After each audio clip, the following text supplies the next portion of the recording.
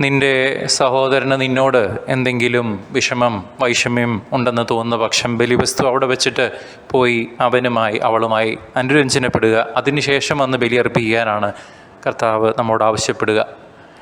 അതുപോലെ തന്നെ വേദപുസ്തകത്തിൽ പഴയ നിയമത്തിൽ പറയുന്ന ഒരു വാചകമുണ്ട്, അനുസരണം ബലിയേക്കാൾ ശ്രേഷ്ഠമാണ് എന്ന്.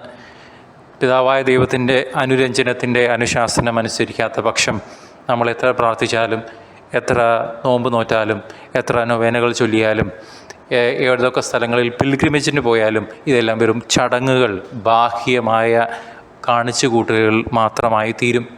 നമ്മൾക്ക് ശരീരത്തിന് കൊടുക്കുന്ന ഒരു എക്സസൈസ് എന്നതിനേക്കാൾ അപ്പുറം അത് നമ്മുടെ ആത്മാവിന് ഉതകുന്ന പ്രവൃത്തിയായി മാറുന്നില്ല. സഹോദരങ്ങളെ, നമ്മുടെ പൂർവികരും നമ്മളുടെ ചുറ്റുമുള്ളവരും ചെയ്യുന്ന തെറ്റുകൾ തിരുത്താൻ കർത്താവ് നമുക്ക് അവസരം തന്നിരിക്കുകയാണ്. നമ്മൾക്ക് അനുരഞ്ജനപ്പെടാം. നേരിട്ട് പോയി അനുരഞ്ജനപ്പെടാൻ സാധിക്കുന്ന അവസ്ഥയാണെങ്കിൽ മാതാപിതാക്കളോട്, ജീവിത പങ്കാളിയോട്, മക്കളോട്, അയൽക്കാരോട്, സുഹൃത്തുക്കളോട്, ബന്ധുക്കളോട് ഒക്കെ നാം ചെയ്യണം. അങ്ങനെ ചെയ്യാൻ പറ്റാത്ത അവസ്ഥയാണെങ്കിൽ അവരെ നമ്മളുടെ മനസ്സിലേക്ക് കൊണ്ടുവന്ന്, കർത്താവെ എന്നോട് ക്ഷമിക്കണമേ, ഇവരോട് ക്ഷമിക്കണമേ, ഇവരോട് ക്ഷമിക്കാൻ കർത്താവെ കരുണയായിരിക്കണമേ, എൻ്റെ മനസ്സിനെ ശുദ്ധീകരിക്കണമേ എന്ന് പ്രാർത്ഥിക്കാം. നമ്മളെ വേദനിപ്പിച്ചവരോട് നാം ക്ഷമിക്കണം.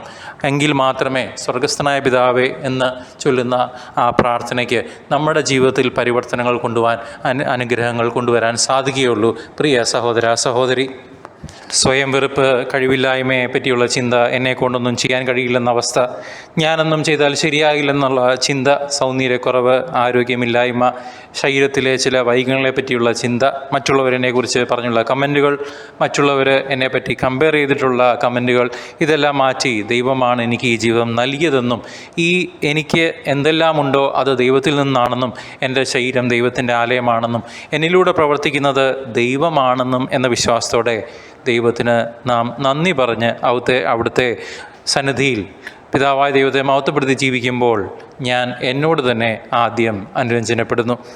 അതിനുശേഷം നമുക്ക് വിശുദ്ധ കുമ്പസാരം എന്ന കൂദാശയിലൂടെ നമ്മുടെ പാപങ്ങൾ ഏറ്റുപറഞ്ഞ് മനുഷ്യരുമായി ആദ്യം രമ്യതപ്പെട്ട് പിതാവായ ദൈവവുമായി രമ്യതപ്പെടുന്നതിന് ആ റിക്കൺസിലിയേഷൻ, കൺഫെഷൻ എന്ന വിശുദ്ധ കൂദാശ, ആ കുമ്പസാരമെന്ന മഹത്തായ കൂദാശയിലൂടെ ദൈവവും മനുഷ്യനുമായി രമ്യതപ്പെടാം. നമ്മൾക്ക് ഈ താമസിക്കുന്ന സ്ഥലങ്ങളെയൊക്കെ ശപിച്ച്, മറ്റുള്ളവരെയൊക്കെ ശപിച്ച് ഇതിൽ നിന്ന് രക്ഷപ്പെടില്ല എന്ന തെറ്റായിട്ടുള്ള ചിന്താഗതി മാറ്റി ദൈവത്തിൻ്റെ അനുഗ്രഹം എന്നിലേക്ക് ഒഴുകും എന്ന് വിശ്വസിക്കുക. അതിനായി നന്ദി പറഞ്ഞ് ദൈവത്തെ ആരാധിക്കാം. അപ്പോൾ അവിടുത്തെ അനുഗ്രഹം നമ്മിലേക്ക് ഒഴുകും.